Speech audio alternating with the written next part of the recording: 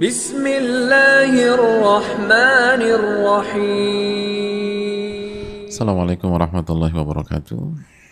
Bismillahirrahmanirrahim. Alhamdulillahirabbil alamin wa bihi nasta'in ala umuri dina wa din, wassalatu wassalamu ala asyrafil anbiya'i wal mursalin wa ala alihi wa sahbihi wa man sara ala nahjihi bi ihsanin ila yaumidin wa ba'd. Hadirin yang Allah muliakan, khususnya ibu-ibu, para akhwat dan jamaah laki-laki yang ikut menyaksikan kajian ini, marilah kita membuka majelis ini dengan bersyukur kepada Allah Subhanahu wa taala atas segala nikmat dan karunia yang Allah berikan dan Allah limpahkan kepada kita, sehingga kita bisa berkumpul, kita bisa menuntut ilmu, kita bisa belajar apa yang menentukan kebahagiaan kita di dunia maupun di akhirat.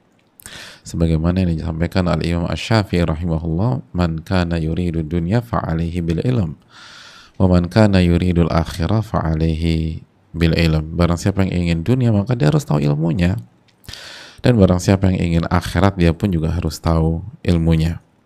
Maka bersyukurlah kita bisa berkumpul pada kesempatan kali ini. Selanjutnya salawat dan salam semoga senantiasa tercurahkan kepada junjungan kita Nabi kita Muhammadin sallallahu alaihi wasallam beserta para keluarga, para sahabat dan orang-orang yang istiqomah berjalan di bawah naungan sunnah beliau sampai hari kiamat kelak. Dan jangan lupa untuk meminta ilmu yang bermanfaat, hadirin sekalian. Allahumma inna nas'aluka ilman nafi'a wa na'udzubika min ilmin la yanfa'. Ya Allah, kami meminta ilmu yang bermanfaat dan kami berlindung dari ilmu yang tidak bermanfaat. Hadirin Allah muliakan, dan marilah perkuat syahadatain kita, iman kita, tauhid kita, dan komitmen kita dalam mengikuti Rasulullah sallallahu alaihi wasallam sebagai uswah hasanah kita dan sebagai nabi dan rasul kita. Dan hadirin Allah muliakan, berbicara tentang Ramadan yang tinggal beberapa jam lagi menyapa kehidupan kita insyaallah ta'ala, tentu saja tidak bisa dilepaskan dengan peran kaum Hawa. Tidak bisa dipungkiri bahwa wanita punya peran yang sangat besar di Ramadan. Wanita punya sejarah yang indah dengan bulan Ramadan. Oleh karena itu kita harus punya perhatian khusus dengan wanita dan ibu-ibu sekalian. Terlebih lagi ada kondisi-kondisi tertentu yang harus dijalani dan dialami oleh wanita ketika bersama dengan bulan Ramadan. Dan kita tahu bersama-sama bahwa semua harus dijalani dengan ilmu. Allah berfirman dalam surat Al-Isra ayat 36, "Wala taqfu ma laisa laka bihi ilmun." Dan janganlah Anda mengikuti sesuatu yang Anda nggak tahu ilmunya. Anda tidak tahu ilmunya.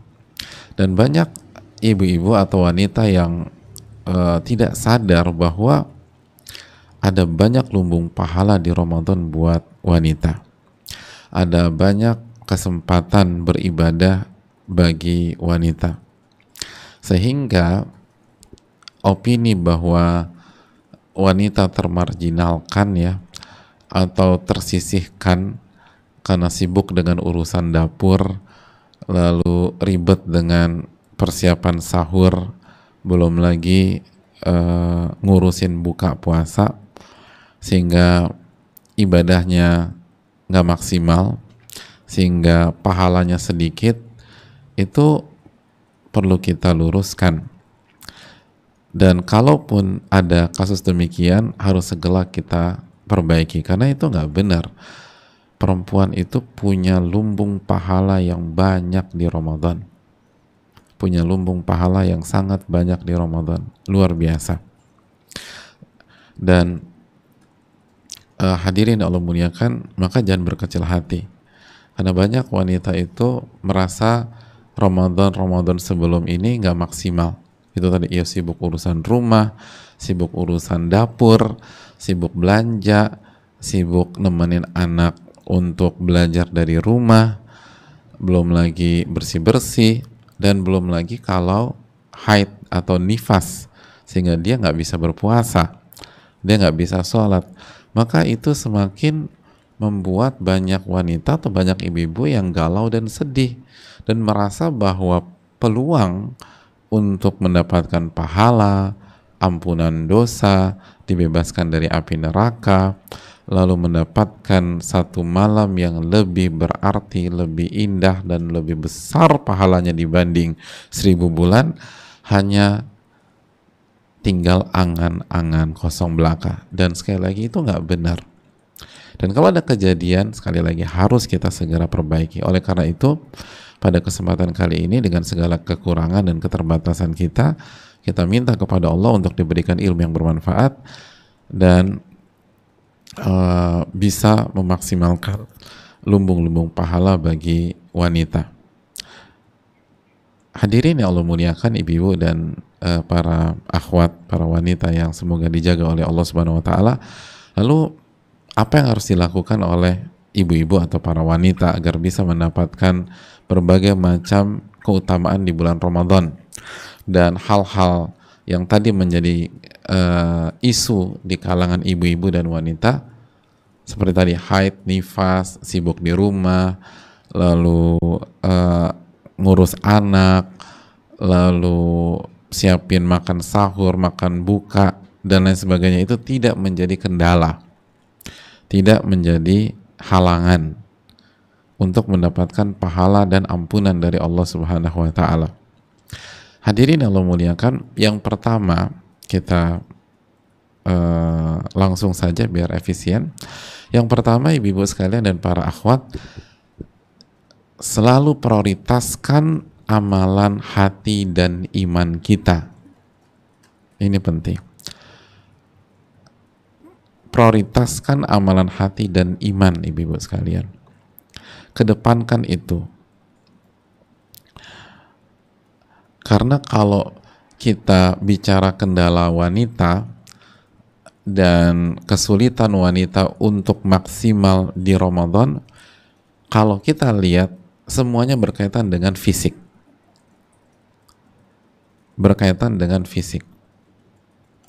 Itu yang membuat terkesan wanita nggak semaksimal laki-laki. Haid, fisik.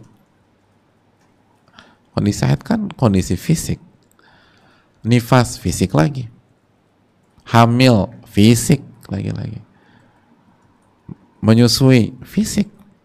Beres-beres rumah, fisik. Nyiapin sahur, fisik lagi. Nyiapin buka, lagi-lagi fisik. Kolak itu kan fisik, hadirin. Lalu ngurus anak, fisik. Semua tentang fisik. Oleh karena itu Al-Imam Ibnul Attar, salah satu ulama Syafi'i yang punya kitab Ahkamun Nisa, buku beliau khusus berbicara tentang hukum-hukum yang berkaitan dengan wanita, sangat menarik buku beliau. Salah satu ulama mazhab Syafi'i ini mengatakan hukmur rijal hukmun nisa fi jami'i a'malil qulub minal aqaidi wa ghairiha. Hukum bagi laki-laki itu sama dengan hukum bagi wanita dalam seluruh amalan-amalan hati yang berkaitan dengan akidah atau selain akidah. Jadi hukum bagi laki-laki sama dengan hukum wanita, atau sebaliknya hukum wanita sama dengan hukum bagi laki-laki jika kita bicara tentang jami' a'malil qulub, seluruh amal-amalan hati. Seluruh amalan hati.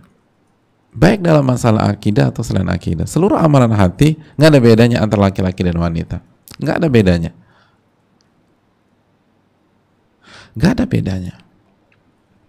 Jadi kalau ibu-ibu dan para akhwat ingin meraih pahala sebesar-besarnya dan ingin merubah kendala sebagai seorang wanita menjadi pahala, yaitu tadi haid, nifas, lalu hamil, lalu menyusui, lalu anak-anak, lalu beresin rumah, maka andalkan iman dan amalan hati kita. Kita sama dengan laki-laki kalau demikian. Tapi kalau kita andalkan siklus suci kita, kalah kita sama laki-laki. Laki-laki nggak ada haid. Kalau kita andalkan fisik kita, sulit kita, apalagi pas lagi hamil, capek, letih, hormon berubah.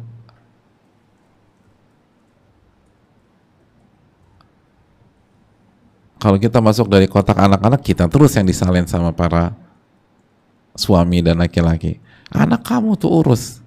Kena lagi kita nih. Padahal ini anak bersama. Emangnya kita Maryam apa? Ngelahirin tanpa ayah? Kan itu ayahnya suami kita. Tapi kalau udah masalah aja, anak lo tuh, anak kamu. Ya, kalau sukses baru diklaim suami, ini baru anak ayah gitu. Kadang-kadang tuh ibu-ibu suka sebel sama suami. Nah, jangan andalkan itu, andalkan iman dan andalkan amalan hati. Dan Allah dan Rasulnya, jamaah sekalian, sangat baik kepada kita. Makanya kita tahu dalam hadis Bukhari, man shoma Ramadan, ketika Allah dan Rasulnya menjelaskan tentang puasa Ramadan, menjelaskan tentang taraweh dan qiyamul lail, menjelaskan tentang mencari Lailatul Qadar. Apa kata Nabi SAW? Man shoma Ramadhana imanan wahtisaban, ghufira lahu ma taqaddama min dzambi. Barang siapa yang berpuasa Ramadan karena iman dan karena ihtisab. Ihtisab adalah mengharapkan pahala, gembira, senang, optimis, maka dosa-dosa dia akan diampuni oleh Allah Subhanahu wa Ta'ala.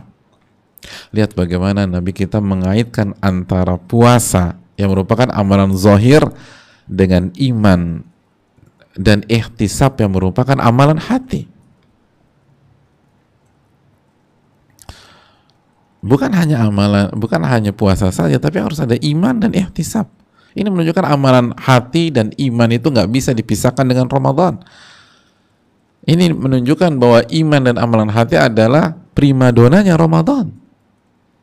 Karena yang dijanjikan ampunan bukan hanya yang sekedar nggak makan, nggak minum.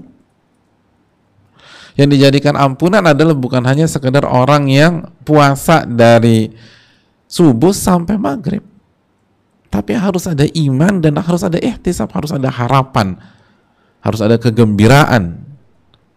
Dan kegembiraan, harapan, antusiasme itu kan amalan hati semua.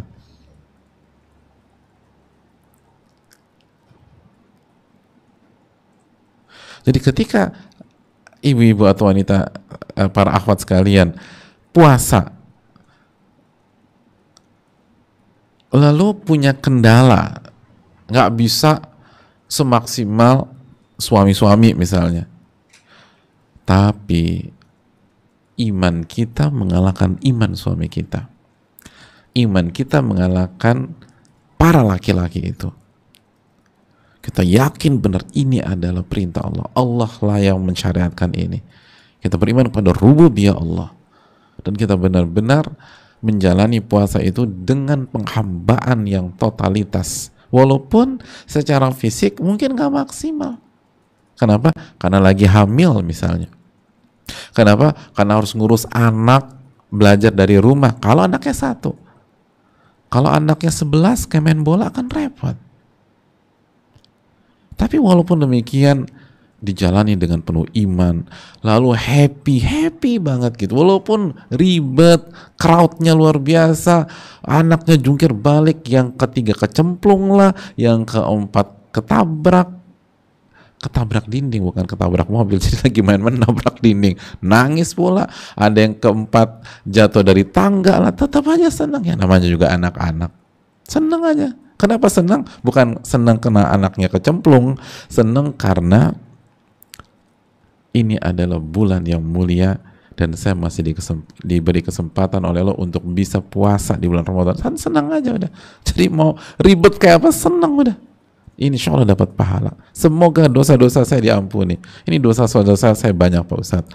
Saya jadi istri juga belum berbakti banget sama suami. Saya berharap nih puasa itu dosa saya diampuni. Saya senang. Saya berharap sama Allah. Saya optimis. Nah, jadi walaupun kondisi rumah ya Allah kayak kayak kapal pecah gitu. Kapal pecah aja masih lebih artistik daripada rumah kita. Tapi tetap aja tuh, Masya Allah, kita bahagia pelan-pelan. Bukan kapal pecah karena kita malas ya, udah dibenerin berantakan lagi, udah diberesin anak ke-10 gerocakin lagi, udah dipel tiba-tiba setengah jam kemudian anak yang ke-11 buat tuh ruang tamu banjir lagi. Pokoknya nggak karu-karuan. Imanan wahtisaban. Wah, ini luar biasa hadirin. Imanan wahtisaban. Karena iman dan ihtisab mengharapkan pahala dari Allah. Lalu juga man qama Ramadan, barang siapa yang qiyamul lail, yang taraweh dengan iman wahtisaban, ghufira lahu ma taqaddama min dzambi. Barang siapa yang qiyamul lail, salat taraweh dengan iman dan ihtisab, maka dosa-dosanya akan diampuni oleh Allah Subhanahu wa taala. Mungkin sebagian ibu-ibu nggak bisa taraweh lama-lama. Kenapa? Aduh, udah nggak kuat Pak Ustadz. Atau nggak bisa lama-lama itu bukan karena nggak kuat, tapi karena harus megang anak. Anak masih kecil-kecil, 7, kan nggak bisa dilepas begitu aja. Suami mah enak, aku mau ke masjid ya. Terus ini 7 pasukan kita gimana? Ya kamu lah sebagai ibu. aku lagi. Tapi senang ngarepin pahala, gitu. Jadi tarawehnya kalau suami itu bisa 2 jam, 3 jam, kita tuh 1 jam tuh udah alhamdulillah. Kenapa? Bukan karena malas, tapi karena kondisi. Atau kita lagi hamil misalnya, kan susah kan. Udah gitu hamil tua, suruh berdiri pula ketika taraweh. Imamnya baca Al-Baqarah, subhanallah. Ada aku di rumah aja. Terus mungkin sambil duduk gitu ya. Tapi jangan tanya imannya para wanita-wanita tersebut. Yakin, seyakin-yakinnya sama Allah. Oh, pokoknya imannya tuh berbinar banget. Senang nih Ramadan. Dan ihtisab, ngarepin pahala, ngarepin ampunan, gembira ketika ngerjain. Banyak laki-laki walaupun 2 jam ngantuk dia. Ngantuk dia. Istrinya di rumah senang aja tuh, Masya Allah. Bisa jadi istri lebih besar pahalanya. Para wanita, para ibu besar pahalanya karena senang. Bukan senang karena karena bacaannya kulhu sama kuliah karena singkat, bukan. Kulhu juga pahalanya kan senilai sepertiga Quran. Tapi senangnya itu, ini kesempatan saya dapat pahala. Ini kesempatan saya untuk menggugurkan dosa. Jadi tarawih itu walaupun mungkin kuantitasnya nggak bisa selama para laki-laki, karena urusan kita banyak, tapi kalau kita kerjakan karena iman dan ihtisaban, bisa jadi kita dapat mengalahkan pahala banyak para laki-laki di sana. Banyak para laki-laki, bukan semua, karena banyak juga laki-laki itu luar biasa ibadahnya dan iman dan amalan hatinya. Jadi hadirin Allah muliakan, ini kesempatan kita kedepankan iman dan amalan hati. Lalu ketika Nabi SAW berbicara tentang Lailatul Qadar, man qama Lailatul Qadar, barang siapa yang menghidupkan Lailatul Qadar karena iman, lagi-lagi iman, wahtisaban, lagi-lagi ihtisab, ghufira lahu ma taqaddama min dzambi, maka Allah akan ampuni dosa-dosanya yang telah lalu. Jadi rugi orang yang tidak fokus pada iman dan ihtisab, amalan hati. Jadi jamaah sekalian, kedepankan dan kedepankan ini. Prioritaskan dan terus prioritaskan. Dan bukankah Ahlussunnah wal Jamaah adalah orang-orang yang senantiasa menomorsatukan tauhid dan akidah, menomorsatukan iman dalam semua aktivitas-aktivitasnya. Itu yang perlu kita tanamkan. Kalau rasanya fisik kita kalah, kita harus kedepankan iman dan amalan hati kita. Iman dan amalan hati kita. Lihat Sumayyah, jamaah.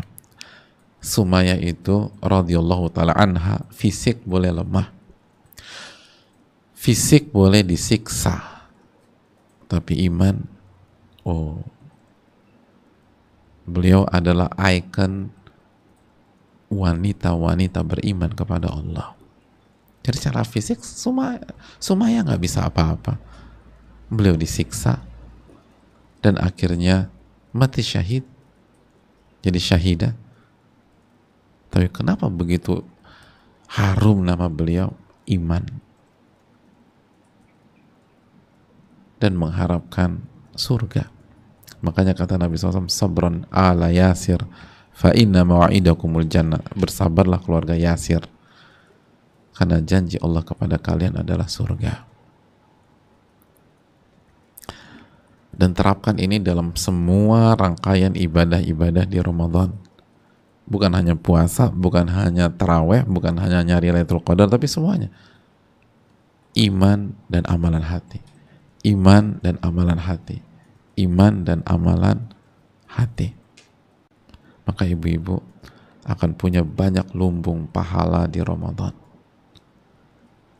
Yang berikutnya, hadirin yang Allah muliakan ibu-ibu sekalian, amalan-amalan yang hukumnya wajib ini kerjakan di Ramadan.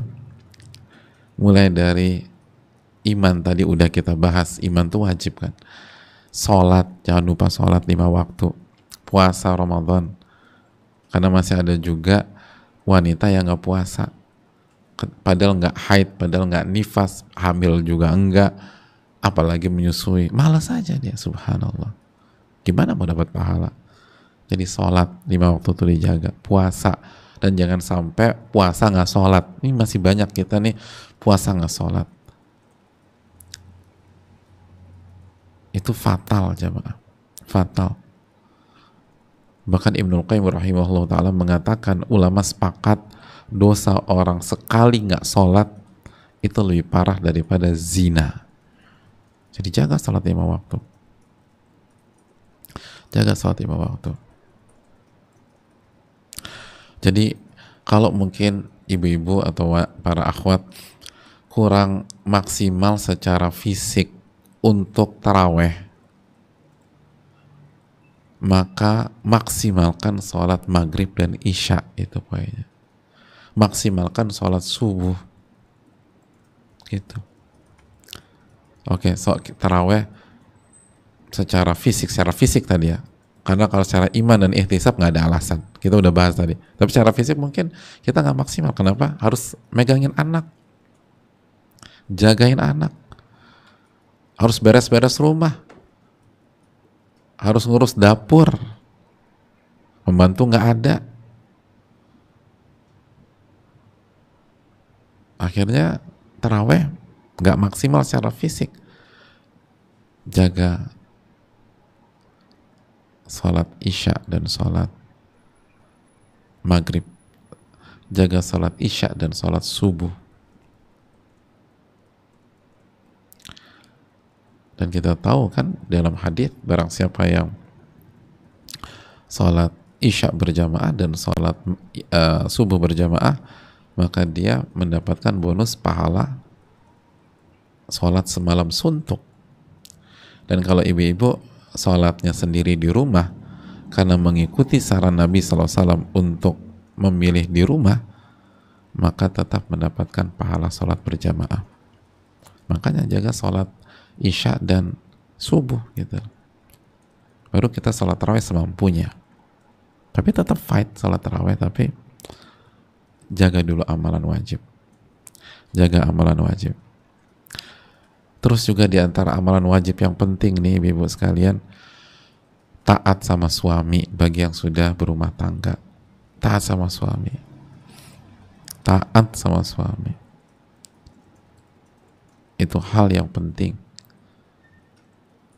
Ada sebagian ibu-ibu demi bela-belain bukber berjamaah atau ya namanya juga bukber berjamaah, masa bukber sendiri. Aduh, ini nggak bener nih ustadznya, namanya bukber masih berjamaah. Demi bela-belain bukber akhirnya bersih tegang sama suami. Aku mau izin bukber sama teman-temanku ya, nggak boleh. Kamu tuh gimana sih, nggak pengertian? Akhirnya debat aja. Hadirin, bukber itu sunnah, taat sama suami wajib. Kenapa akhirnya ngotot kerjaan yang sunnah sampai harus mencederai kewajiban? Ada ibu-ibu ngotot ingin sholat tarawih di masjid, padahal suaminya nggak ridho. Suaminya ingin istrinya di rumah aja, tetap ngotot. Tapi kan beb, tapi kan gitu loh. Serangan tapikan, pokoknya terus tapikan.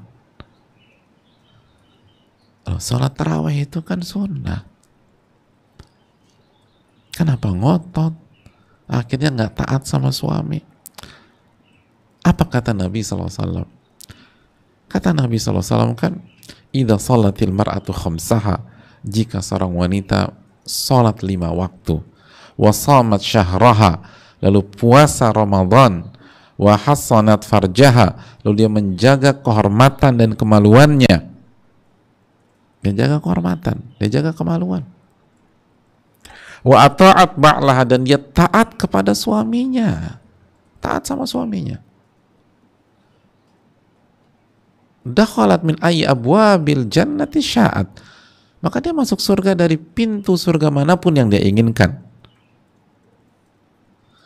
Sebagaimana dalam hadis Targhib wa Tarhib, dalam riwayat yang lain, kilalaha, akan ada pengumuman, dia dipanggil udkhuli al-jannata min ayyi abwabil jannati syi'ti, masuklah kamu ke surga dari pintu manapun yang kamu inginkan.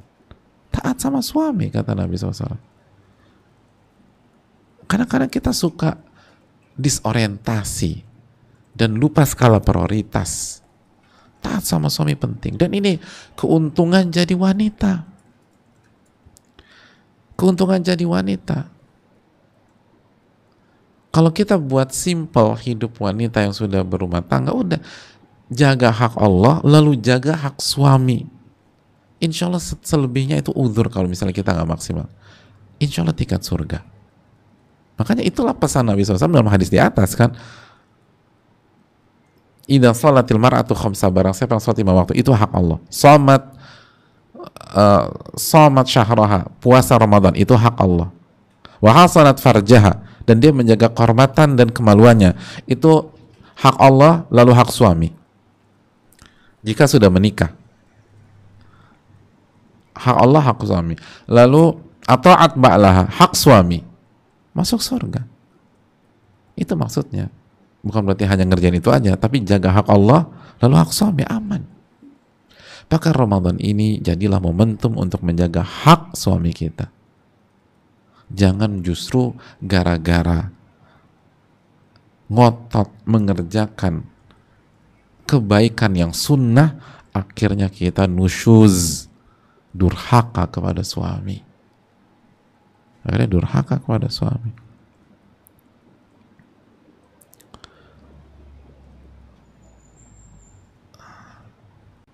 Gara-gara belain iktikaf, nanti akhirnya durhaka sama suami. Tiba-tiba suami pulang malam ke-21, hilang istrinya, nggak ada lagi. Koper dibawa, dipikir kabur, minggat, padahal dia iktikaf di masjid komplek. Karena nggak bilang-bilang. Kenapa nggak bilang-bilang, Bu? Kalau bilang-bilang nggak boleh, Pak Ustadz. Mendingan aku fisabilillah aja. Ini bukan fisabilillah, ini nusyuz, bisa jadi durhaka sama suami.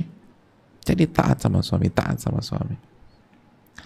Dan jangan sampai hal-hal yang nggak penting itu buat suami marah, buat kita nggak diridhoi sama suami. Karena kadang-kadang hal kecil, gara-gara menu sahur lah kita ngotot. Padahal kalau kita ngikutin aja kemauan suami, aman udah. Masalah menu berbuka lah gitu, akhirnya ribut. Jangan sampai ribut.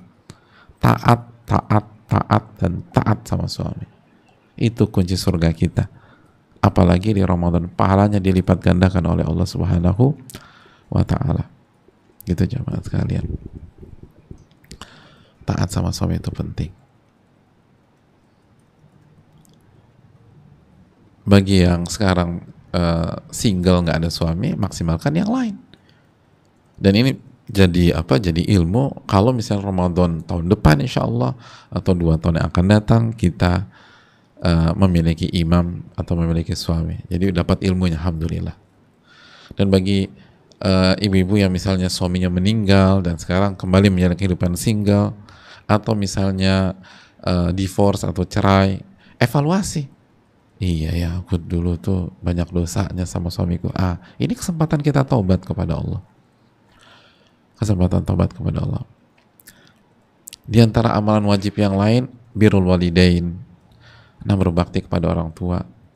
Ini, jadi daripada Ramadan nelfon nggak jelas, mendingan telepon orang tua misalnya begitu. Birrul walidain. Beliin hadiah buat orang tua Ramadan.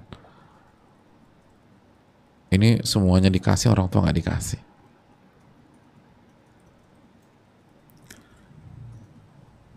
Jadi berbakti kepada orang tua itu penting. Allah Ta'ala alam. Kita lanjutkan. Yang ketiga, setelah amalan wajib, agar Ramadan ini kita punya lumbung pahala banyak, ibu-ibu sekalian, jaga lisan dan jaga diri. Jaga lisan, jaga telinga, jaga diri kita. Dari apa? Dari hal-hal yang haram.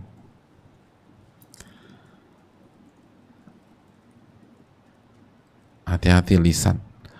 Nabi kita SAW bersabda, man lam yada' qawla zur, man lam yada' qawla zur wal amala bihi. Dalam hadis Bukhari, man lam yada' qawla zur, barang siapa yang tidak meninggalkan ucapan az-zur. Apa maksudnya ucapan zur? Ucapan az-zur itu ucapan yang bohong dan seluruh ucapan yang batil. Dan di antara ucapan batil apa? Gibah, fitnah, namimah, adu domba. Semua batil. Atau ucapan yang kasar, ucapan yang kotor, yang gak bagus. Itu semua qaul az-zur.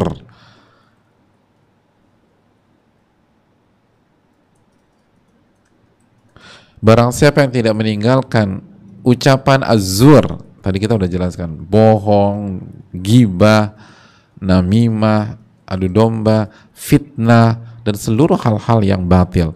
Wal amala bihi, dan perbuatan-perbuatan yang batil tersebut. Wal jahal, dan maksiat, kebodohan, hal-hal bodoh, maksiat. Falaysa lillahi hajah an yada'a ta'amahu wa syarabah, maka Allah tidak butuh saat dia meninggalkan makan dan minumnya. Maksudnya Allah nggak butuh dengan puasanya. Allah nggak butuh.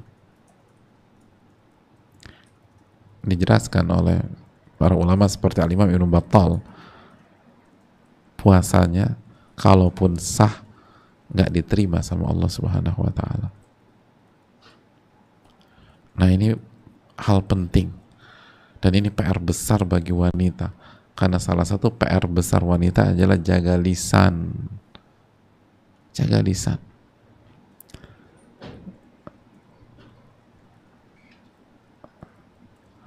Karena yang menyebabkan wanita masuk neraka dan menjadi penghuni neraka terbanyak selain kufur nikmat sama suami, apa? Yukthirna la'na, banyak melaknat dengan lisan mereka. Lisannya nggak bagus. Lisannya nggak bagus. Hadis Ibnu Majah. Itu menyebabkan banyak wanita menjadi, atau itu menyebabkan mayoritas penghuni neraka adalah wanita. Lisannya nggak bagus. Maka ibu-ibu sekalian, jaga lisan. Jaga lisan. Kata Jabir bin Abdullah mengatakan, tentang orang-orang yang puasa nih, ibu-ibu harus dengar. Idza sumta, jika Anda berpuasa, falyasum sam'uka, maka pendengaran kamu harus ikut puasa, kata Jabir. Harus ikut puasa. Wa basaruka, dan matamu harus ikut puasa. Wa lisanuka anil kadhibi wal maharim, dan lisanmu harus ikut puasa dari semua kebohongan dan hal-hal yang haram. Jadi semua ikut puasa, diri kita tuh puasa, pendengaran puasa. Jadi jangan ulang, tadi kenapa sih kamu dengerin Bu Fulanah ngomongin orang? Aku kan cuma dengar, aku nggak ikut gibah. Pendengaran tuh harus puasa juga, nggak boleh dengar. Dan ibu-ibu harus tegas. Jadi sebagian ibu-ibu atau sebagian kita ini nggak tegas dengan dalih, bukan kita yang bicara, kita hanya dengerin. Dan kenapa nggak tegas? Nggak enak. Padahal itu bisa menghancurkan pahala puasa kita kalau di Ramadan. Kalau di luar Ramadan dosa besar. Karena gibah itu butuh pendengar, Bu. Yang namanya gibah itu ada pendengar. Kalau nggak ada pendengar, itu bukan gibah, itu kesurupan. Atau dia agak-agak nggak waras, dia ngomong sendiri. Jadi ini rukun gibah gitu loh, kalau kita pakai bahasa istilah. Harus ada pendengar gibah tuh. Makanya jaga lisan. Makanya apa kata Al-Imam Ibnul Jauzi? Simak baik-baik. Al-Imam Ibnul Jauzi dalam kitabnya At-Tabsirah, beliau mengatakan wala budda min mulazamati samti 'anil kalamil fahish wal ghibah. Orang yang berpuasa itu khususnya dia harus senantiasa diam. Jadi harus latihan diam. Harus sering diam dan selalu diam dari ucapan-ucapan yang fahish, ucapan yang keji, yang buruk, dan dari gibah. Nggak boleh buka mulut untuk gibah. Nggak boleh buka mulut untuk ucapan-ucapan yang buruk. Nggak boleh. Fa innahu ma shama man dhalla ya'kulu luhuman nas. Karena nggak bisa dikatakan puasa orang yang senantiasa memakan daging manusia. Puasa itu menahan diri dari makan dan minum. Gimana bisa dinamakan puasa orang yang makan dan makannya daging manusia pula? Masa bisa dikatakan puasa, kata Ibnul Jauzi rahimahullah. Oh, ini tajam, Bu. Sebagian kita bingung, kok maksudnya apa sih Pak Ustadz? Kok jadi kanibal begitu? Oh, mari kita simak surat Al-Hujurat ayat berapa? Ayat 12 ya. Wala yaghtab ba'dukum ba'dha ayuhibbu ahadukum an ya'kula lahma akhihi maitan fakarihtumuh. Artinya, dan janganlah di antara kalian suka menggunjing satu sama lainnya. Jadi janganlah kalian itu cari-cari kesalahan orang, dan janganlah menggunjing satu dengan yang lain. Jangan kita ngomongin orang lain. Adakah seorang di antara kalian yang suka memakan daging saudaranya yang sudah mati tersebut? Pastilah kalian jijik terhadap itu. Makan bangkai. Ghibah itu makan bangkai. Itulah maksud dari Al-Imam Ibnul Jauzi rahimahullah. Bagaimana bisa dikatakan berpuasa orang yang suka makan bangkai manusia ketika puasa?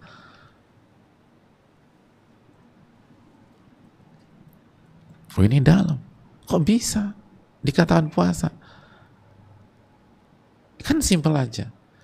Pas puasa makan nasi uduk jam 9 pagi, batal apa enggak? Batal puasanya. Bisa dikatakan berpuasa nggak? Nggak bisa. Udah, makan nasi uduk nggak bisa dikatakan puasa. Lagi puasa makan bakso. Bakso uratnya 2, bakso telur 1, bakso kecil-kecil, bakso gepeng 5. Komplit banget tuh. Bisa dikatakan puasa nggak? Nggak bisa. Oh, makan semangkok bakso. Itu bakso, itu nasi uduk, makan bubur ayam, nggak bisa dikatakan puasa kalau dia makan. Nah, kok bisa dia makan bangkai manusia? bisa makan daging manusia itu, apakah bisa dikatakan puasa kata para ulama?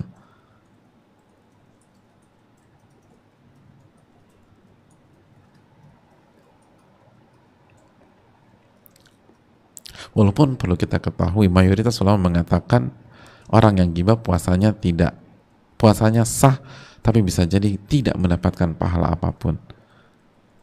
Hanya sebagian kecil para ulama mengatakan puasanya batal, sebagian kecil, tapi mayoritas puasanya sah. Tapi itu tadi, kok bisa Anda tegas mengatakan tidak pada ketoprak, tapi kenapa kita nggak tegas mengatakan tidak pada bangkai dan daging manusia? Itu nggak bisa dicerna oleh nalar loh. Ibu-ibu lagi puasa, terus ada yang nawarin gado-gado, dan makanan favorit kita gado-gado. Kita lagi puasa, lalu ada yang nawarin ayam goreng, dan makanan favorit kita ayam goreng. Kita tolak apa enggak? Enggak Pak Ustadz, bungkus, nggak bisa bungkus, hanya bisa makan di tempat atau nolak. Nolak apa enggak? Oh kalau gitu aku tolak. Yang nawarin agak ngotot, kira-kira kita tegas atau karena kita sungkan kita makan? Oh saya tegas Pak Ustadz, enak aja dia nawarin begitu, aku kan lagi puasa. Tapi gado-gado favorit ibu loh, walaupun gado-gado. Itu bisa tegas. Kenapa giliran bangkai manusia nggak tegas dan ngomongin aib orang, keburukan orang, itu makan bangkai manusia? Ini yang perlu kita camkan, ini yang perlu kita renungkan. Jelas ini? Jadi jaga lisan, jaga telinga, jaga diri, jaga mata juga. Kadang-kadang kita nggak gibah, tapi kita baca berita tentang aib orang. Kita baca tentang gosip lah, tentang inilah, atau kita nonton. Daripada itu mendingan baca Quran. Daripada itu mendingan tadi telepon orang tua. Daripada gitu mendingan ikut kajian atau dengerin kajian. Itu hal-hal yang gak bermanfaat. Oke, kita lanjutkan. Lumbung pahala berikutnya. Lumbung pahala berikutnya buat ibu-ibu sekalian, sedekah. Nah itu, perbanyak sedekah di Ramadan, itu lumbung pahala. Dan secara khusus Nabi SAW sudah wanti-wanti ibu-ibu sekalian untuk bersedekah. Kata Nabi SAW dalam hadis riwayat Al-Imam Ibnu Majah, ya ma'syaran nisa tasaddaqna, wahai wanita bersedekahlah, wa aktsirna minal istighfar, dan perbanyak istighfar, fa inni ra'aitukunna aktsara ahlin nar, karena aku melihat kalian menjadi penghuni terbanyak api neraka. Itu, perbanyak sedekahlah, perbanyak kasih orang sedekah, infak, karena kalian itu aku lihat penghuni neraka terbanyak. Jadi perbanyak sedekah, perbanyak ngasih, perbanyak infak, kasih. Ini waktunya di Ramadan. Jangan hitung-hitungan. Kalau di bulan yang normal aja kita diminta sedekah sama Nabi, apalagi di Ramadan. Dan ini penekanan untuk para wanita dan ibu-ibu, sedekah. Sedekah. Makanya alhamdulillah banyak ibu-ibu apalagi udah ngaji itu punya kesadaran besar. Makanya seringkali bahwa sumbangan dari sisi ibu-ibu jauh lebih banyak daripada sumbangan dari jamaah laki-laki. Nggak semua, tapi banyak kasus. Alhamdulillah. Ini yang diinginkan, kesadaran bersedekah wanita terus besar. Dan di Ramadan ada banyak yang bisa kita lakukan. Bisa sedekah kepada fakir miskin, jelas, bantu. Bisa kasih anak yatim, atau bisa kasih makan orang yang berbuka, man fattara shaiman, barang saya memberikan makan berbuka kepada orang yang berpuasa, itu bisa. Bisa kasih hadiah, bisa juga.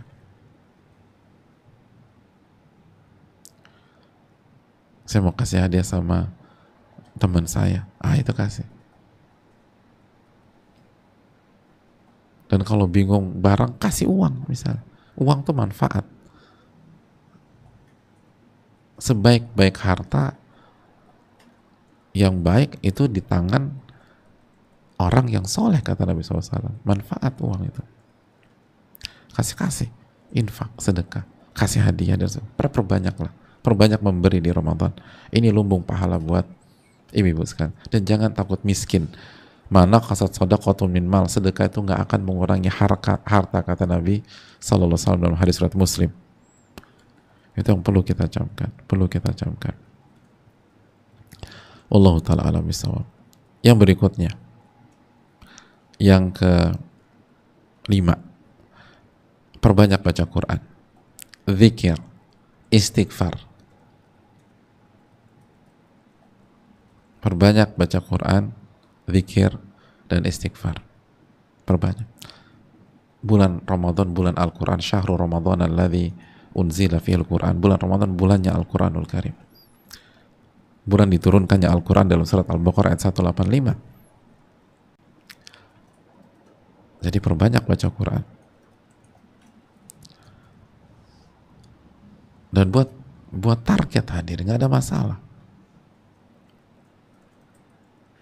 Dan semaksimal mungkin. Ada waktu, pokoknya perbanyak interaksi dengan Al-Quran. Baik secara membaca, atau pentadaburan, atau mempelajari maknanya, mengamalkan, mendakwahkan. Itu. Ini bulannya Al-Quran. Bulannya Al-Quranul Karim. Dan para ulama luar biasa. Kita tahu Imam Syafi'i rahimahullah 2 kali khatam di Ramadan sehari. Berarti beliau 60 kali khatam. Dan ini bukan hanya Imam Syafi'i saja. Imam Abu Hanifah pun diriwayatkan demikian. 60 kali khatam di bulan Ramadan ini. Maka kita ukur-ukur diri deh. Kira-kira kalau Imam Syafi'i ulama kebanggaan kita 60 kali khatam, kita berapa ibu? Ya memang susah bisa 60, Bu. Kira-kira ngukur diri berapa? Aku tuh 59 aja Pak Ustadz. Bagus kalau bisa 59 kali. Kalau bisa. Tapi kalau nggak bisa ya udah. Minimum sekali khatam lah di Ramadan. Masa nggak khatam juga? Bahkan kalau bisa 2 kali khatam. Bisa kok. Kenapa nggak bisa? Bismillah, dengan pertolongan Allah. Tinggal minta pertolongan lalu atur waktu. 1 juz, kalau 1 kali kan 1 hari 1 juz. 1 juz itu 10 lembar secara umum. 10 lembar kan enak diatur 24 jam, masa nggak dapat? 10 lembar berarti 10 lembar. Jadi kalau sejam kita baca 1 lembar, 10 jam selesai. Kalau 2 kali khatam berarti 1 hari 2 lembar. Insya Allah dapat 2 lembar. Kok 2 lembar sehari? Sehari 2 juz. Berarti sehari 20 lembar. Bisa loh 20 lembar. Insya Allah bisa. Asal diatur. Dan kalau udah waktunya baca, nggak ada yang boleh ganggu. Nggak, saya mau baca. Bisa. Ada yang bertanya, Ustadz, mana yang lebih afdal? Baca sebanyak-banyak sehingga khatam atau baca dengan pentadaburan? Kata Syekh Sulaiman Ar-Ruhaili, ibu-ibu dan jamaah sekalian, punya dua sesi aja. Sesi membaca Al-Quran dan sesi mentadaburi. Sesi baca tafsir misalnya. Dan sesi baca tafsir itu nggak usah muluk-muluk. Kita bisa mentadaburi 1 ayat sehari aja, itu luar biasa loh. 1 ayat sehari kita baca tafsir, kita renungkan, terus korelasinya dalam kehidupan kita, lalu kita amalkan. Itu 1 hari 1 ayat, itu luar biasa. Kan mentadaburi, kalau cuman tahu sih lebih mudah, tapi mentadaburi, lalu berusaha diamalkan kan susah.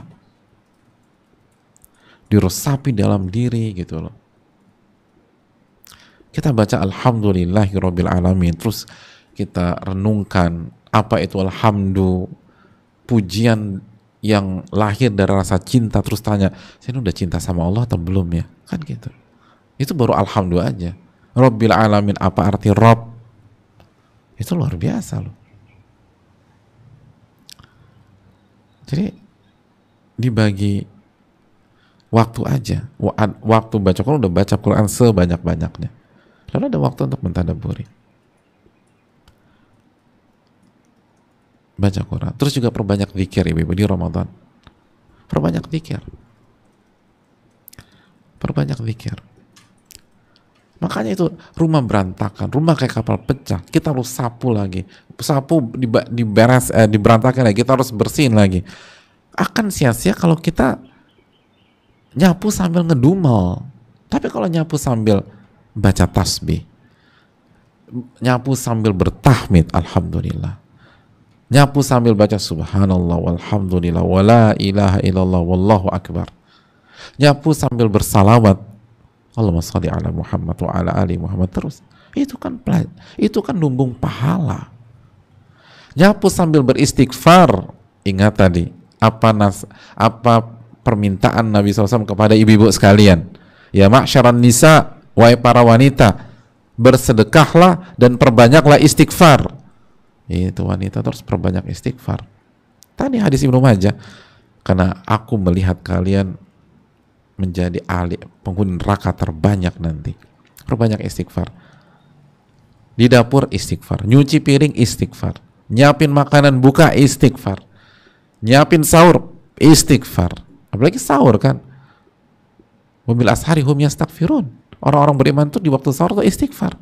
Jadi kita tuh sambil nyiapin, sambil masak, sambil dadar telur, istighfar ketika sahur. Istighfar. Itu lumbung pahala. Kita ini ngelepasin banyak waktu, banyak menit, banyak jam percuma. Padahal kalau kita bisa sambil membasahi lisan kita dengan istighfar, dengan zikir, itu luar biasa. Itu luar biasa. Allahu ta'ala a'lam bishawab. Yang berikutnya, jaga salat-salat sunnah. Jaga salat-salat sunnah juga. Salat rawatib, salat duha, salat sunnah wudhu. Habis wudhu, salat sunnah 2 rakaat. Terus tentu saja primadonanya Ramadan, salat taraweh. Salat taraweh.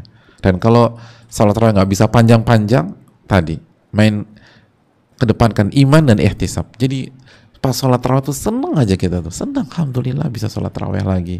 Allah kasih kesempatan bisa salat taraweh di tahun ini. Nggak semua orang bisa Allah kasih kesempatan salat taraweh. Salat taraweh jaga. Jangan sampai ada satu malam yang kita lalui tanpa salat taraweh. Kecuali kalau kita haid, kecuali kalau kita nifas. Allahu ta'ala a'lam bishawab.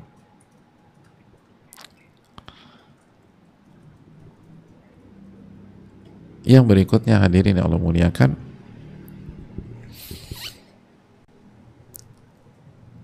ini juga perlu kita tekankan, dan sebenarnya bisa masuk di sebelumnya.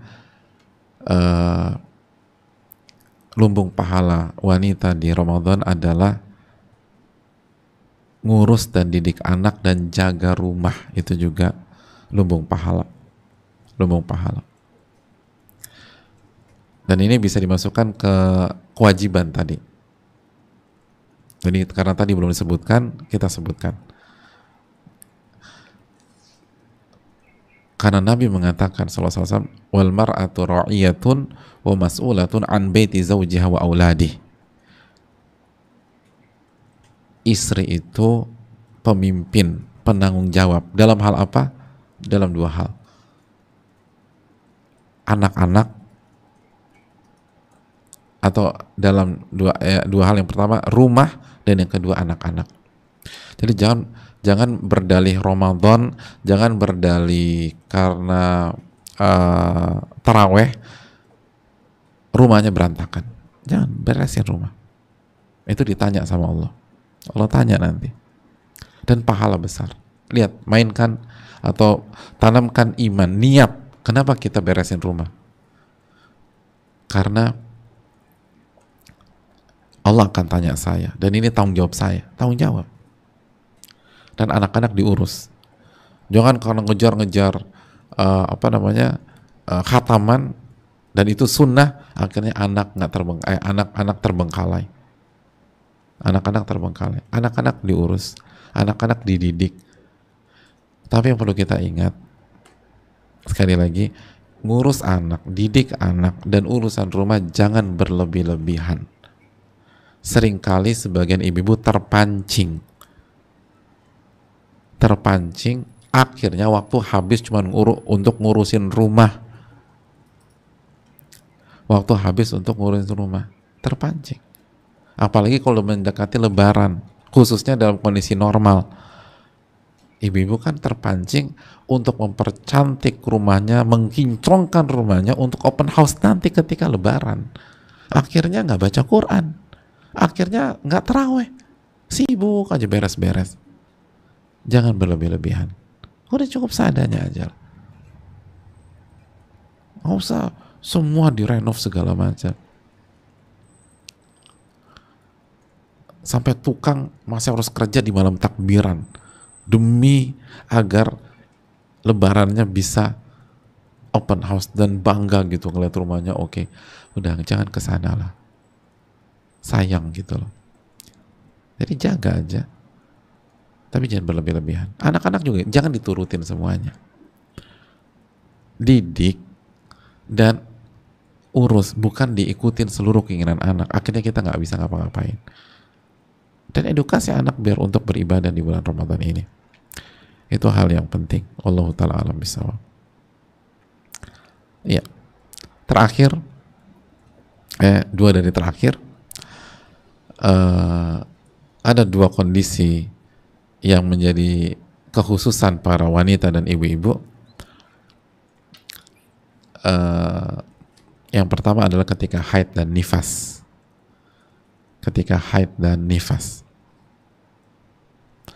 Apakah kita kehilangan lumbung pahala? Jawabannya tidak. Kita masih bisa mendapatkan lumbung pahala kita. Caranya gimana? Singkat cerita, yang pertama lagi-lagi kedepankan iman dan amalan hati. Iman bahwa ini memang ditakdirkan oleh Allah untuk kaum Hawa.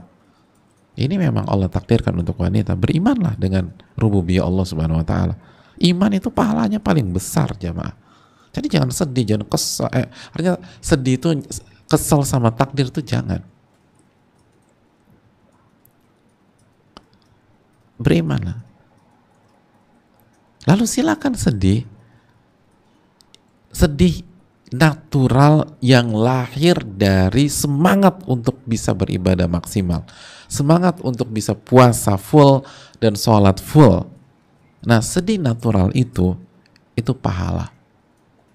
Bukankah sebagian para sahabat yang tidak bisa ikut perang Tabuk bersama Nabi karena nggak punya uang, itu sedih, hazanan kata Allah, sedih. Dan hadis ini sudah kita bahas di Riyadhus Shalihin. Sedih karena nggak bisa ikut karena alasan syar'i. Sedih. Sama seperti wanita nggak bisa sholat taraweh, nggak bisa sholat, nggak bisa puasa, ada rasa sedih. Dan itu karena alasan syar'i. Maka apa kata Nabi SAW tentang sahabat-sahabat yang tidak ikut perang Tabuk? Kata Nabi SAW, tidaklah Anda melakukan perjalanan ini atau melewati sebuah lembah kecuali mereka mendapatkan pahala kalian semua. Habasahumul udhru, karena mereka tidak ikut berjuang karena alasan syar'i. Jadi nggak ikut beramal karena alasan syar'i, itu membuat seseorang mendapatkan pahalanya, mendapatkan pahala, dapat pahala. Dan apabila ibu-ibu sekalian, atau ada di antara ibu-ibu yang kalau haid itu kemana-mana, sakitnya luar biasa, nanti nyerang kepala, nyerang perut. Maka ingat sabda Nabi SAW yang kita bahas dalam Riyadhus Shalihin, idza maridul abdu au safar kutiba lahu mithlu ma kana ya'malu muqiman sahiha. Jika seorang hamba sakit atau safar, maka dia tetap mendapatkan pahala amalan yang dia kerjakan atau yang biasa dia kerjakan ketika dia sedang mukim atau sedang sehat. Ada banyak wanita ketika haid sakitnya luar biasa, akhirnya nggak bisa baca Quran. Baca Quran aja nggak bisa. Zikir aja susah banget zikir. Ikut kajian nggak bisa. Nah, dia tetap dapat pahala. Tetap dapat pahala.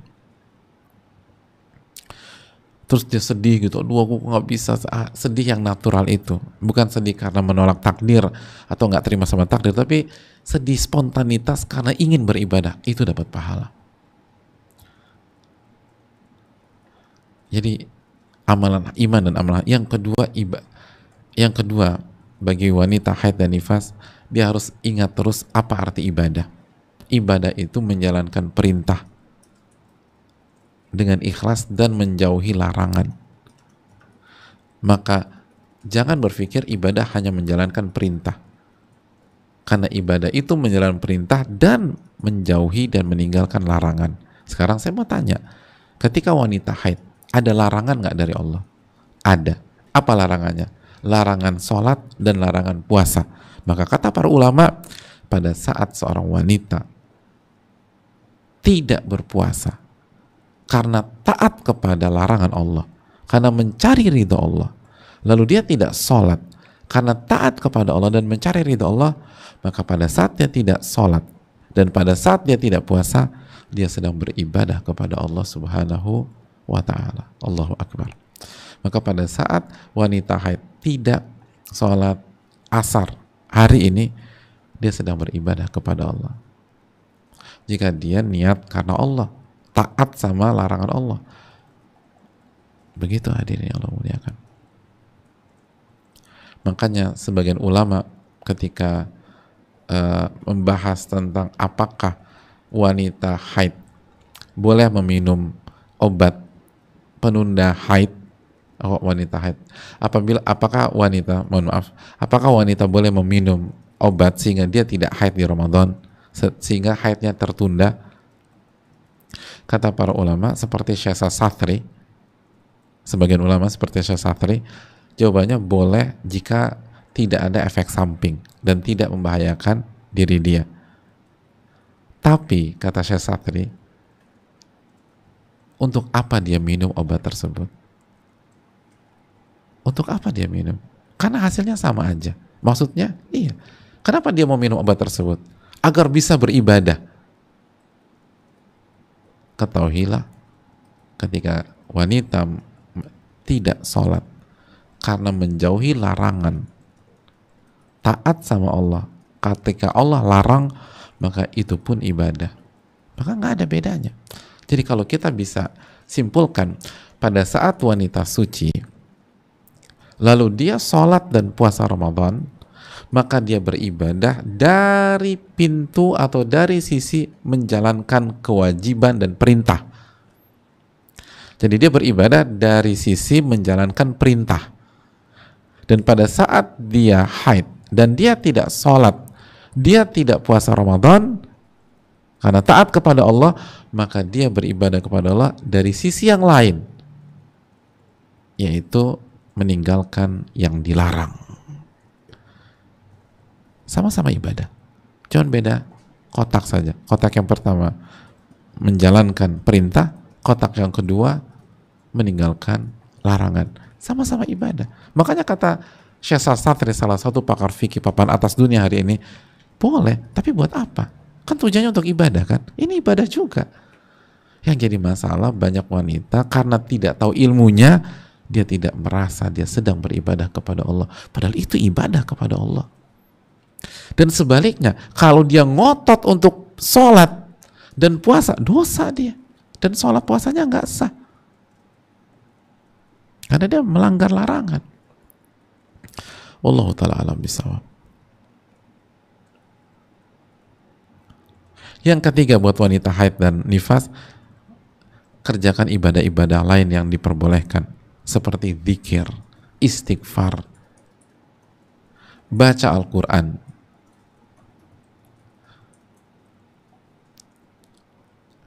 Tapi perlu kita ketahui, memang membaca Al-Quran bagi wanita haid khilaf para ulama.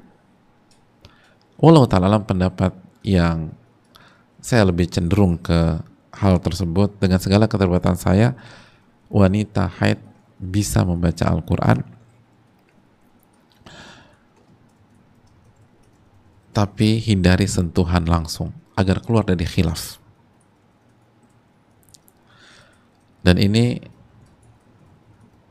pandangan Imam Malik, riwayat dari Imam Ahmad, dan salah satu pandangan Imam Syafi'i, dan ini pandangan Sa'id bin Musayyib, ulama terbaik di masa tabi'in. Boleh baca Quran bagi wanita haid, tapi tadi kita katakan kalau bisa nggak nyentuh langsung dengan kertas mushaf, bisa pakai sarung tangan atau pakai media lain, atau dengan gadget, karena layar itu sudah sebagai pembatas, jadi pakai gadget bisa. Walaupun sebagian ulama besar seperti Said bin Jubair, seperti Mujahid, seperti Abul Aliyah mengatakan nggak ada masalah nyentuh, tapi mayoritas ulama bilang tidak. Jadi agar aman, mendingan kita keluar dari khilaf. Jadi walaupun sebagian ulama papan atas dunia klasik itu membolehkan, tapi banyak sekali ulama yang melarang wanita haid menyentuh mushaf, sehingga agar lebih aman kita keluar dari khilaf, kita tidak menyentuh mushaf tersebut, karena juga enak, bisa pakai media lain kok, bisa pakai gadget, ada layar, aman, dilapisin kaca kan begitu. Terus atau kalau kita mau pakai mushaf, kita pakai sarung tangan, aman juga. Kalau nggak ada sarung tangan, ya pakai tisu gitu diambil, atau pakai handuk kecil, aman lah pokoknya. Dan insya Allah aman, bismillah. Jadi banyak baca Quran, banyak terus baca. Terus yang juga bisa dikerjakan wanita haid dan nifas, kasih makan berbuka. Karena dengan kasih makan berbuka, kita dapat pahala orang tersebut. Jadi ketika kita nggak bisa puasa, kita kasih makan orang berbuka, kita dapat pahala di hari itu. Dari sisi itu juga, jadi enak. Jadi gunakan alternatif yang ada gitu loh. Jangan pasrah gitu aja. Ada banyak cara. Wallahu ta'ala alam bisawab. Yang terakhir, kondisi wanita yang hanya dimiliki oleh wanita adalah ketika hamil dan menyusui di Ramadan. Dan ketika hamil dan menyusui di Ramadan, yang pertama yang perlu kita camkan, wanita hamil dan menyusui wajib berpuasa. Wajib berpuasa. Karena sebagian pihak berpikir kalau hamil dan menyusui otomatis boleh nggak puasa. Enggak. Hukum asalnya wajib berpuasa. Wajib berpuasa. Nah, namun jika wanita atau ibu hamil dan menyusui khawatir, nah ini khawatir, akan kondisi dia atau buah hatinya, baik dia rasakan secara real, bukan sugesti, tapi dia rasakan kok nggak nyaman, atau memang diarahkan dan direkomendasikan oleh dokter, maka dia bisa tidak puasa, ambil rukhsah, dia nggak puasa.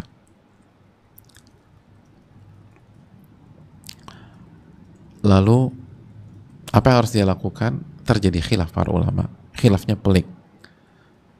Setidaknya ada 3 pandangan. Yang pertama qadha saja.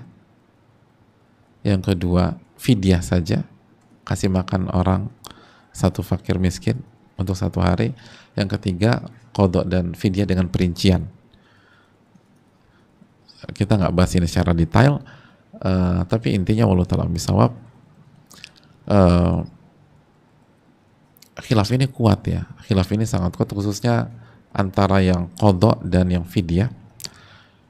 dengan keterbatasan ilmu saya sampai detik ini saya lebih cenderung ke fatwanya Abdullah bin Abbas, yaitu cukup dengan fidyah. Walaupun khilaf kuat dan mungkin kita akan dengar pandangan yang berbeda dari guru kita atau ustadz kita yang lain. Wallahu ta'ala, itu keterbatasan saya. Seperti qadha, diantaranya diriwayatkan fatwanya Ali bin Abi Thalib dan lain sebagainya. Jadi pandangan kuat, dan bukan saatnya kita bahas ini secara detail. Ini kesimpulan saja agar kita bisa menjalankan di atas ilmu dan pandangan para ulama. Lalu kalau kita nggak berpuasa, maksimalkan dengan yang lain, baca Quran, sama berzikir, sholat kita masih bisa, jangan lupa sholat, dan juga kasih makan orang yang berbuka, biar kita dapat pahalanya juga. Kalau kita khawatir dan akhirnya kita nggak puasa, kasih makan orang berbuka, kita dapat pahala orang tersebut. Dan satu lagi yang paling penting, bahwa ini jika ibu menyusui tidak dalam kondisi nifas. Tapi kalau seorang wanita memiliki dua keadaan, nifas dan menyusui, maka dia wajib tidak puasa, nggak boleh puasa. Nifas nggak boleh puasa, dan nanti dia mengqadha. Jadi pembahasan kita tadi itu jika tidak ada nifas. Kalau dia nifas, karena ibu menyusui kan seringkali ada memiliki dua keadaan, menyusui dan nifas. Kalau nifas, maka hukumnya sama dengan haid, dia harus mengqadha. Wallahu ta'ala bisawab, ini yang bisa disampaikan. Semoga bermanfaat. Cukup panjang, tapi semoga Allah memberikan keberkahan kepada kita, dan semoga Allah Subhanahu wa taala memberikan taufik kepada kita. Kesimpulannya adalah lumbung pahala buat wanita sangat banyak, diantaranya kedepankan iman dan amalan hati, lalu prioritasan amalan wajib, sholat, puasa, taat suami, terus didik anak, jangan lupa tadi kita masukkan, dan juga tanggung jawab pada rumah kita, itu tanggung jawab wanita rumah. Berbakti pada orang tua juga masuk, itu yang kedua. Yang ketiga, jaga lisan dan diri dari hal-hal yang haram, hati-hati ghibah, ibu-ibu sekalian. Lalu yang keempat, sedekah. Lalu yang kelima, baca Quran, zikir, istighfar. Lalu yang keenam, jaga sholat sunnah, khususnya taraweh.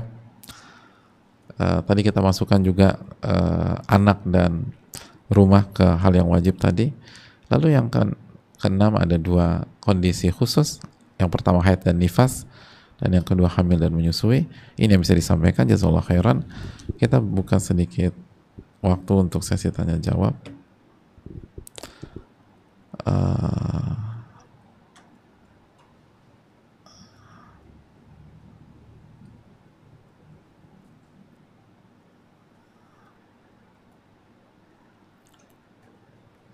Assalamualaikum warahmatullahi wabarakatuh, Pak Ustadz. Waalaikumsalam warahmatullahi wabarakatuh. Izin bertanya, ibu saya sudah tidak bisa puasa dalam Ramadan saat ini. Jika uang fidyahnya dibayarkan ke saudara sendiri, apakah diperbolehkan? Terima kasih, Pak Ustadz. Assalamualaikum, Pak Ustadz. Waalaikumsalam warahmatullahi wabarakatuh. Boleh jika saudara kita miskin. Tapi kalau saudara kita nggak miskin, enggak. Karena fidyah itu untuk fakir miskin. Wallahu ta'ala misal. Dan umum.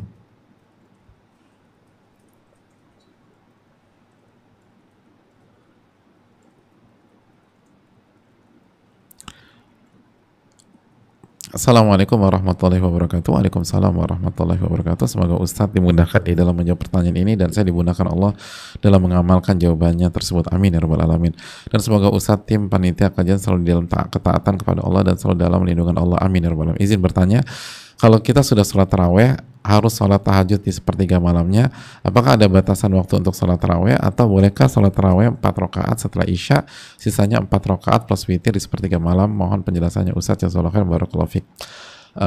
Fikih Barul, makasih banyak. Secara singkat aja ya, bahwa yang pertama, waktu sholat malam atau sholat taraweh itu dari ba'da isya sampai detik terakhir sebelum subuh. Itu bebas, kita mau kerjakan kapan aja bisa. Tapi yang paling afdal di sepertiga malam terakhir, kalau tidak menyulitkan atau tidak kalau tidak sulit dan tidak susah. Jadi sepanjang malam itu pada isya sampai detik terakhir sebelum subuh itu bisa dipakai buat sholat taraweh. Terus Berikutnya, apakah kalau kita sudah sholat taraweh harus sholat tahajud sepertiga malamnya? Tidak. Bahkan sholat taraweh pun juga tidak wajib. Semuanya masuk kategori sunnah. Tapi kalau kita terbangun lalu kita bisa, maka bagus banget gitu loh. Habis taraweh lalu kita sholat lagi, tapi jangan witir kembali jika kita sudah sholat witir sebelumnya. Karena Nabi SAW bersabda, la witrani fi lailah, tidak ada dua witir dalam satu malam. Tidak ada dua witir dalam satu malam. Jadi kalau kita kebangun tuh sepertiga malam terakhir, udah kita sholat 2 rakaat salam, 2 rakaat salam, 2 rakaat salam, udah selesai. Sesuai dengan kemampuan kita. Apakah ada batasan waktu untuk sholat taraweh? Jelas ada. Waktunya 1 detik terakhir sebelum subuh. Atau bolehkah sholat tarawih 4 rakaat setelah isya, sisanya 4 rakaat plus witir di sepertiga malam? Jawabannya insya Allah diperbolehkan. Boleh dicicil. Dan ulama mengatakan sholat tarawih atau sholat lail, setiap 2 rakaatnya itu sholat yang independen. Jadi nggak harus dikerjakan satu paket, nggak. Misalnya 3, kita sholat 6 rakaat, lalu kita harus pulang, misalnya dapat kabar di rumah ada sesuatu yang urgent, ya udah kita pulang dari masjid, atau misalnya kita sholat di kantor kita pulang, atau misalnya di rumah tiba-tiba anak nangis, lalu kita batalkan rakaat yang ke-8, lalu kita urus anak, terus nanti baru setelah itu kita lanjutkan lagi, nggak ada masalah. Wallahu ta'ala misal, mungkin itu. Makasih banyak. Dan salah satu alasan kenapa salat taraweh salat tahajud boleh dilakukan lagi setelah taraweh, karena sekali lagi pandangan mayoritas para ulama, dan ini 4 imam madhab, bahwa boleh lebih dari 11 rakaat. Berdasarkan sabda Nabi SAW, salatul laili mathna mathna wa idha khasya ahdukum subha fa'autir biwahidah. Salat lail itu atau salat tarawih itu 2 rakaat salam, 2 rakaat salam, 2 rakaat salam. Kalau salah seorang dari kalian khawatir masuk waktu subuh, maka tutup dengan 1 witir. Jadi 2 rakaat salam, 2 rakaat salam, 2 rakaat salam, dan Nabi tidak sebutkan batasan dari sisi rakaat. Nabi hanya menjelaskan batasannya kalau khawatir waktu subuh. Jadi ke waktu, bukan ke jumlah rakaat. Wallahu ta'ala bishawab.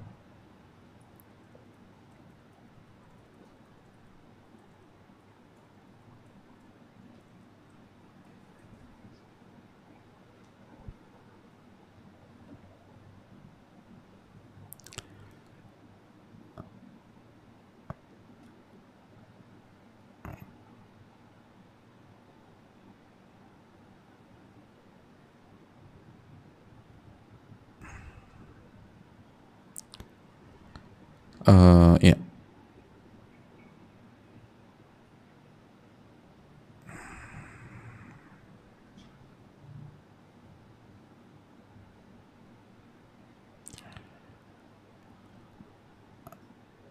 Pertanyaan.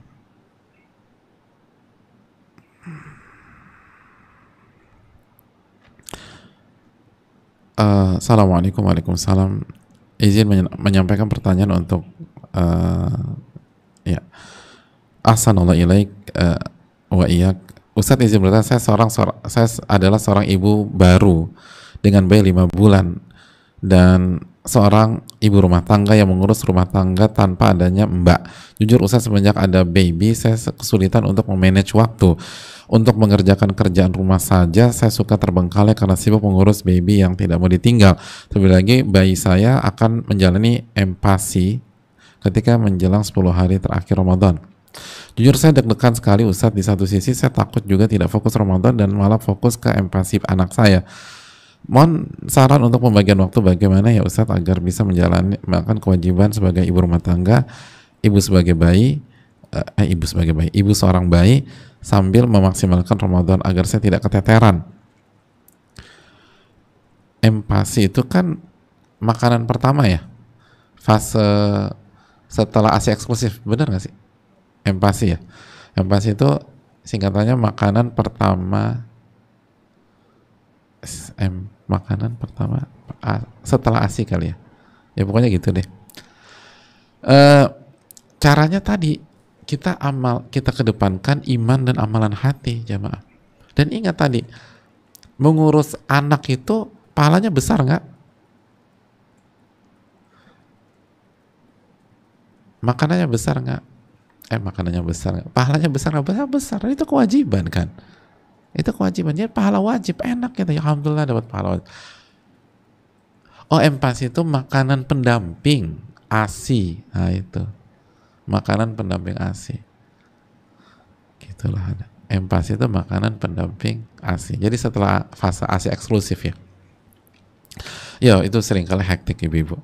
Jadi niatkan ketika empati itu, ini menjalankan kewajiban, pahalanya besar, makanya niat karena Allah.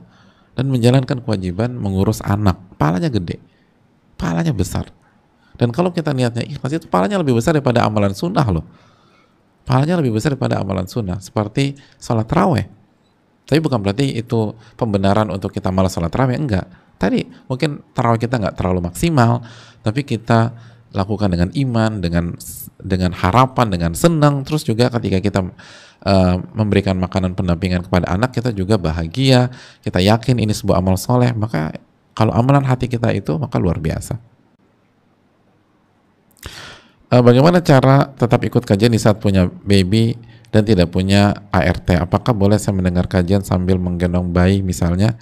Jadi mungkin ada kajian yang tidak bisa dilaksanakan sepenuhnya, contoh tidak pakai pakaian syar'i karena di rumah sambil menggendong dan mengurus bayi, atau boleh sambil menyusui. Apakah boleh Ustadz? Karena kalau nunggu lowong sepertinya agak sulit. Jazakallahu khair, barakallahu fikum. Nasihat dari Syekh Saleh Al Utsaimin, nggak ada masalah, bagus. Kita tuh bertakwa kepada Allah semaksimal mungkin. Kalau memang kondisinya demikian, ya sudah, yang bisanya cuma itu, ya udah jalanin aja, itu nggak ada masalah, bagus. Wallahu ta'ala bishawab.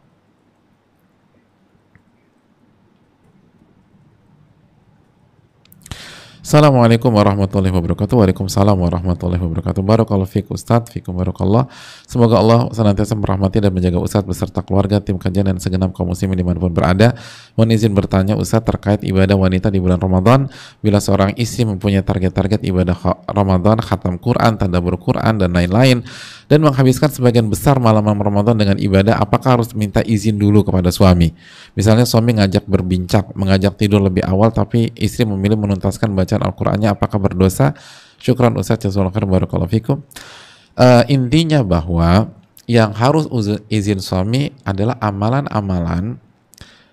amalan-amalan sunnah yang jika kita kerjakan itu bisa mengambil waktu suami atau mengganggu hak suami terhadap diri kita. Seperti misalnya apa? Puasa sunnah. Kalau kita puasa kan ada hak suami di sana.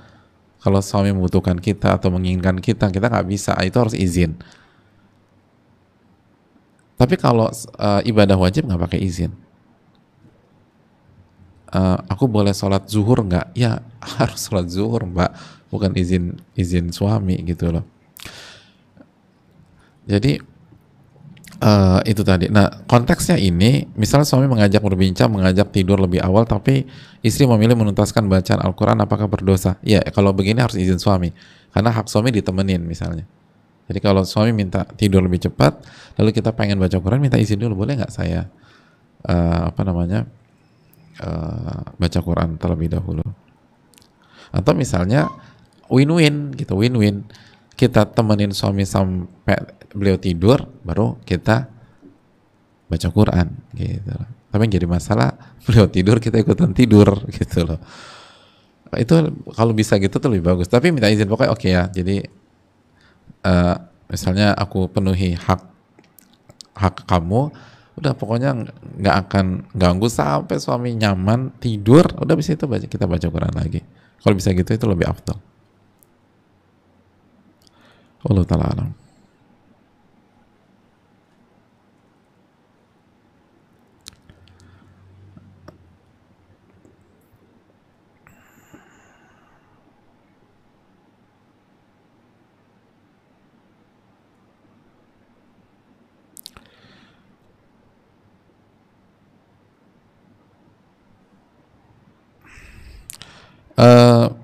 Assalamualaikum Ustadz. Waalaikumsalam. Semoga Ustadz, keluarga, panitia kajian, semua kaum muslimin selalu diberikan Allah kesempatan dan kesehatan lahir batin untuk beribadah di bulan Ramadan. Izin bertanya, bagaimana solusi agar bisa mendapatkan peluang pahala bulan Ramadan yang besar dengan keterbatasan kondisi saya? Kedua, saya sedang mengandung 7 minggu dan dalam fase mual muntah yang hebat dan tidak nafsu makan. Dokter saya menganjurkan untuk tidak berpuasa. Kondisi ini pun membuat saya mendadak tidak bisa memasak. Selalu mual mencium bau bumbu dapur, tidak bisa menyiapkan makanan karena nggak bisa mencium bau nasi serta lauk pauk. Melayani suami di tempat tidur saat malam hari pun tidak bisa. Saat ini saya merasa memberatkan suami dalam mengurus saya dalam kondisi seperti ini. Kedua, kesedihan ini tidak bisa dipungkiri. Tahun pertama Ramadan bareng suami dengan kondisi kurang maksimal seperti ini. Bagaimana solusinya Ustadz? Apakah ada amalan lain yang bisa menjadi lumbung pahala saya? Ya ada. Dan itu kajian kita sekarang. Jadi kita nggak bisa ngulang lagi. Kalau nggak selesai-selesai.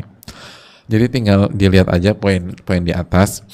Dan yang kedua, yang poinnya adalah kesedihan yang muncul secara spontanitas dan proporsional harus sesuai porsi loh. Jangan overdosis, itu bahaya. Jadi proporsional, sedihnya proporsional sebagaimana sedihnya sahabat yang tidak bisa ikut perang Tabuk. Jadi sedih, aduh kok kayaknya aku jadi nyusahin karena aku tuh pengennya berkhidmat sama suami, bukan jadi seperti ini gitu loh. Tapi di satu sisi jangan berlarut-larut sedih. Kita lihat bahwa rahmat Allah ini luas. Ramadan itu pintu rahmat dibuka. Jadi nggak mungkin kita terhempas dengan kondisi begini. Berarti ada yang salah dengan kita. Jadi sekali lagi nikmatin lah, apalagi ini Ramadan pertama bareng suami, dan nikmati dirawat oleh suami, itu kan luar biasa. Betapa banyak wanita nggak mendapatkan kondisi ini. Betapa banyak wanita ditinggal sama suaminya, dicuekin sama suaminya, kan suaminya pergi sana pergi sini nggak diperhatikan. Jadi jangan lupa bersyukur kepada Allah. Jadi kan ini poinnya. Mana sih banyak. Saat ini saya merasa memberatkan suami dalam mengurus saya dengan kondisi seperti ini. Jadi merasa sedih, iya. Tapi jangan lupa kita juga harus menumbuhkan rasa bersyukur kepada Allah dapat suami seperti ini. Dan itu akan memotivasi kita dan buat kita optimis dan semangat lagi beribadah. Dan perubahan hormon wajar ya. Perubahan hormon wajar dan penciuman berubah itu banyak sekali bumil merasakan itu, nggak usah khawatir.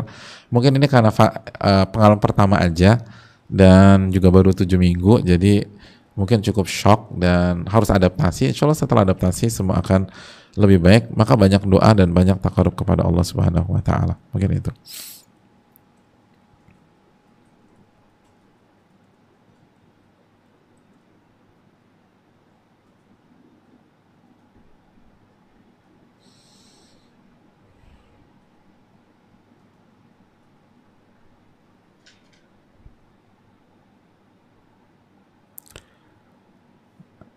Ya, Assalamualaikum Ustaz. Waalaikumsalam. Izin bertanya, jika seorang ibu tidak puasa Ramadan karena menyusui, maka akan membayar fidyah dan mengganti puasa di hari lain.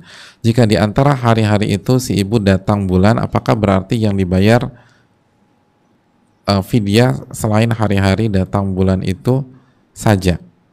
Syukran, jazakallah wabarakallahu fikum. Terima kasih.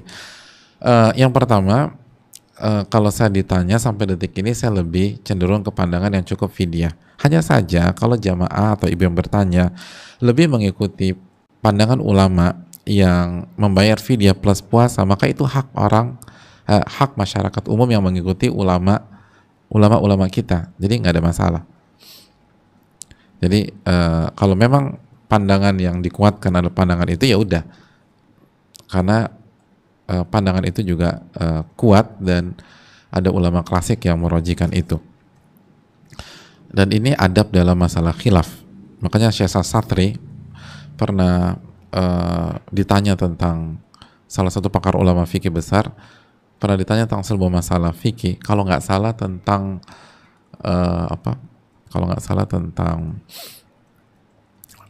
mencat rambut pakai warna hitam, lalu beliau merojihkan.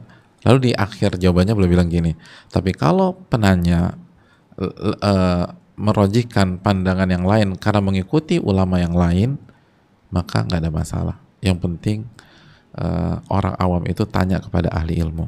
dalam masalah-masalah khilafiyah ijtihadiyah, perbedaan pendapat yang kuat seperti ini.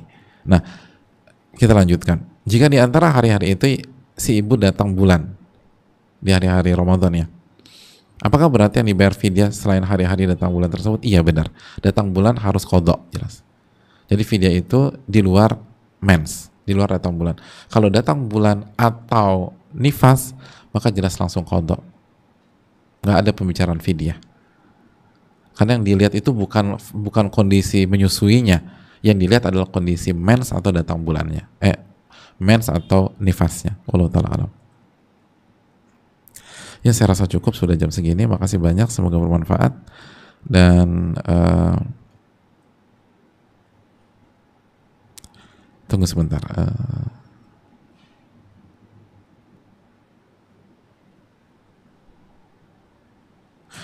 Ini penting. Assalamualaikum warahmatullahi wabarakatuh. Waalaikumsalam warahmatullahi wabarakatuh. Ustaz, semoga Ustadz dan tim serta semua kaum muslimin selalu dalam lindungan Allah Subhanahu wa taala. Izin bertanya Ustadz, saya seorang ibu 2 anak yang saat ini sedang hamil muda dan masih menyusui anak kedua.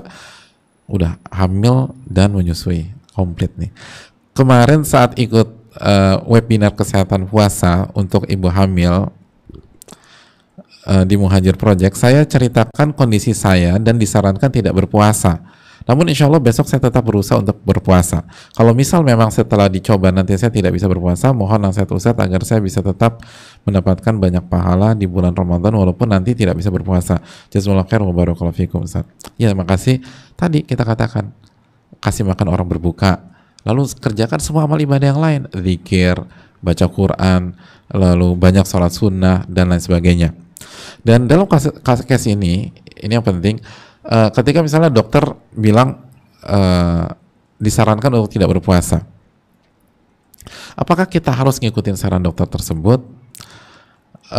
Walau ta'ala misawab, jika kita merasa baik-baik saja dan kita yang paling tahu diri kita dalam case seperti ini ya, ini kan kondisi yang dimana kita bisa ngerasain langsung. Ini bukan seperti penyakit-penyakit yang silent killer gitu loh, tapi ini kondisi yang kita bisa ngerasain sama, kayaknya oke nih gitu loh, kayaknya bisa nih. Tapi jadi kalau kita, apalagi kita punya pengalaman, mungkin kan ini udah 2 anak dan ini hamil ketiga, jadi berbekal pengalaman lalu keyakinan itu penting banget. Terus juga kita tahu diri kita tahu kondisi kita, dan tadi juga dan beliau juga sampaikan mau coba, dan kalau ternyata nggak bisa akan berbuka, jadi nggak akan ada pakai mazhab maksa, maka bagus gitu loh, nggak masalah. Intinya jangan maksa dan akhirnya membawa diri kita ke kebinasaan atau ke kondisi yang membahayakan diri kita. Ini yang bisa disampaikan, semoga bermanfaat. Subhanakallahumma wa bihamdika, la ilaha illa anta, astaghfiruka wa atubu ilaik. Rabbana taqabbal minna. Assalamualaikum warahmatullahi wabarakatuh.